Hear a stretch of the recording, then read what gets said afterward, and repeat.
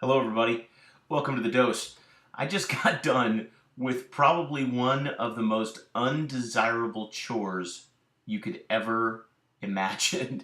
Um, we found out that we have a couple of whirlpools in the back. One is an in-ground, built-in whirlpool hot tub thing that's attached to the pool. It's actually a part of the in-ground pool, the concrete pool in the back.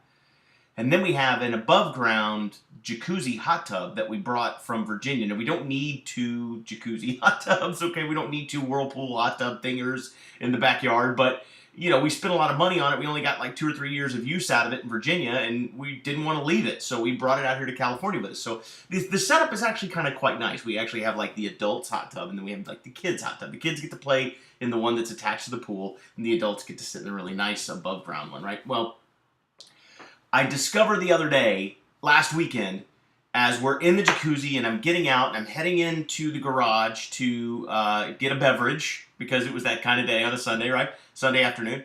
And as I come back, I notice there's water spewing out all over the ground everywhere. And I'm thinking, oh no, something in the jacuzzi broke. So I turned everything off, shut the thing off, opened up the jacuzzi, took the panels off, and sure enough, man, there's water squirting out of the pump. One of the connector hoses had popped off and water was spewing everywhere. And I thought, okay, well that's easy enough to fix. I can fix that, or I can hire somebody to fix that, right? But then I noticed something else. I noticed that the inside of the cabinet of the jacuzzi was filled with tiny little pieces of stuffing that had been pulled out of the insulation that go all the way around the fiberglass tub. And that the bottom, inside the shell of the jacuzzi, inside the shell, the bottom of the pan where the actual fiberglass tub sits, was just littered with these little bite-sized pieces of stuffing, along with rat poo. Whole bunch of rat poo. I mean, more rat feces than I think I've ever seen anywhere. And it was so disgusting. And evidently, I had a rodent infection or infestation inside my jacuzzi and didn't even know, had no idea. So the busting of the water line is what got me to open up the jacuzzi. But then once I got it opened up, I realized that I had a rat infestation that needed to be taken care of. So I spent the week planting traps and doing all those things to get rid of the actual rats. But today, I had to go in and clean out all the feces and the urine and the stuffing and all the stuff in the pan and get it all out. And it was the most unpleasant. It's hard to imagine. I went and bought a new shop vac, and I think I'm just going to throw it away. It was, and as I'm doing this chore today, I'm realizing this is my Saturday.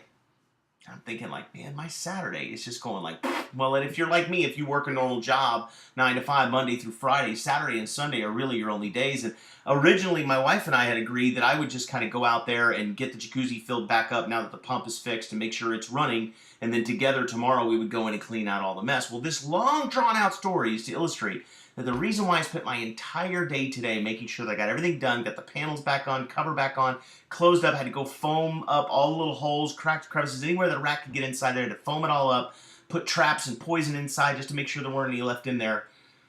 The reason why I did all that today is so that I can play tomorrow. So I can have my Sunday to do what I want to do instead of the chore that was so horrible that I finally got done today, or that I actually managed to get done today. And I think it's a good illustration that in our lives, if we're willing to do right now, today, what we know must be done, no matter how unpleasant, no matter how not fun, no matter how inconvenient, if we're willing to put aside what we would really like to be doing and instead discipline ourselves to do what must be done today, then tomorrow we'll have all day to play. Or if we goof around and kind of half-heartedly go after what needs to get done today, then guess what? We still have to go after some of that tomorrow as well. And I think that's a good illustration in our lives, how many of us, we want to play, we want balance, we want to be able to play and goof off and just work 40 hours a week and do all these things, and that's cool, there's nothing wrong with that, but if you do that, you're probably going to do that until you're dead, right?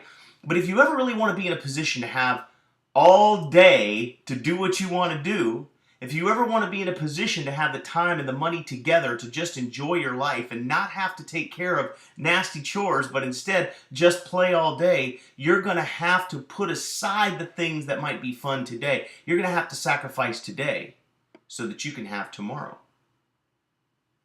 And it's that paradox principle of sacrifice that says if you can discipline yourself to do what you don't feel like doing all day long now, then you'll have all day long later to do whatever you want to do for as long as you want to do it with whoever you want to do it with. But if you're unwilling to make those disciplined choices today, then you'll find yourself with chores still on your plate tomorrow. So what will you do with every moment of now? And how will you execute your discipline this weekend? Go out there, guys, and make it a great day.